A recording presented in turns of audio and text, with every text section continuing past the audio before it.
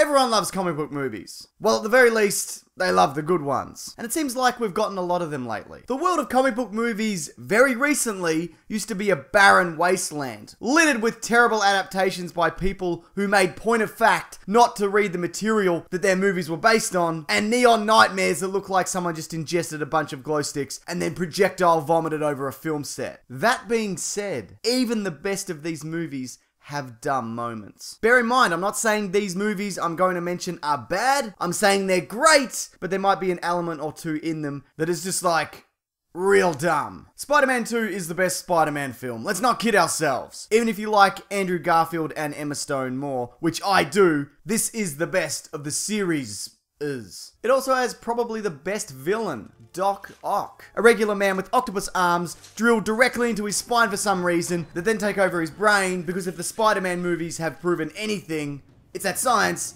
is for dickheads. Notice also that I referred to Octopus Man as a regular man, because he is. He's just a guy. The Green Goblins have enhanced strength, Venom is the worst but alien in origin, and Sandman is a combination of both sand and man. Spider-Man in a pinch can lift about 10 ton, and in the comics he's said to pull his punches on regular criminals so he doesn't just splatter them. So when these two meet, it should have gone block, block, dodge, block, bang, out, over. Of course, his robot arms will continue to work, as they've proven to do, dragging his lifeless body around. But still, it's amazing that Spider-Man didn't accidentally kill this guy. Blade 2 is good! It's so weird that it is. I mean, I haven't seen it in like 10 years, but regardless, it does have a great director and a great cast and some solid special effects. Except for this scene. There's a bit at the start where some vampires infiltrate Blade's facility in these like UV light blocking suits. And the fight that follows starts off quite well. Real life crazy person Wesley Snipes can really move. And then,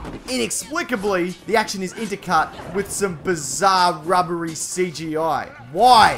Why did movies around this time attempt this? It reminds me of that Agent Smith fight in The Matrix Reloaded that suddenly turns into a PlayStation 2 cutscene. Luckily though, this doesn't last long because one of the vampires yells stop and everybody stops for some reason. Wait, is this not a good movie? It is, right? It's not just me. The Dark Knight. What a great film. Some say a perfect movie. Some say, what's with that bit with the bullet in the wall? Makes no sense. And whatever way you look at it, it doesn't. Okay, so the idea is, Batman finds a bullet in a wall, presumed to be the Joker's, and decides to do some actual detective work for once. So he digs it out, uses a minigun to match what kind of caliber bullet it is.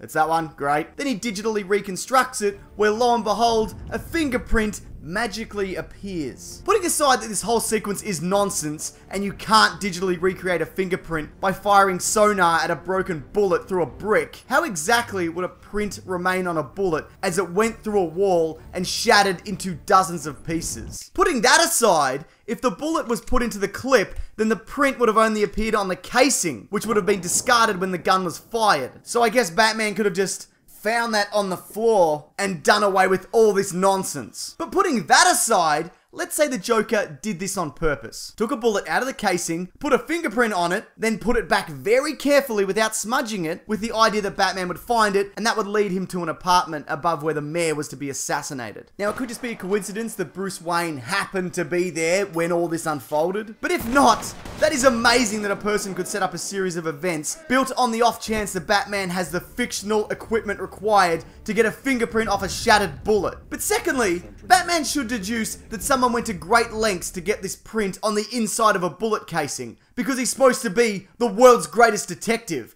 Everybody calls him that. But I've deduced something of my own. Nolan's Batman is the worst detective and a murderer.